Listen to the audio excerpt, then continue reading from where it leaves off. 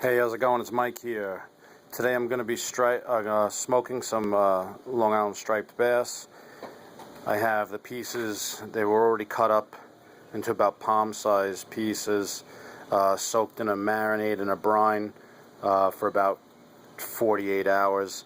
I don't know if you can see it, but this is the marinade. It was 32 ounces of teriyaki, 1 tablespoon of dehydrated ginger.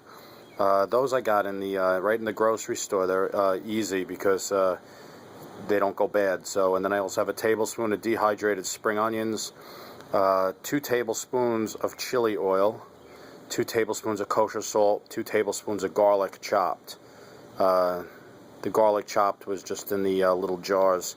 I soaked it in the brine for about 48 hours, took it out, let it sweat, and I'm going to get ready to put it into my Smoke Hollow smoker.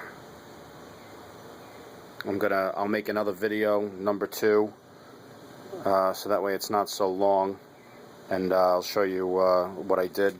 I mixed, I have alderwood and cherry. I mixed the two of them together in my smoker. I got a decent smoke going right now, as you can see, and I'll show you in the next video. My eyes are burning.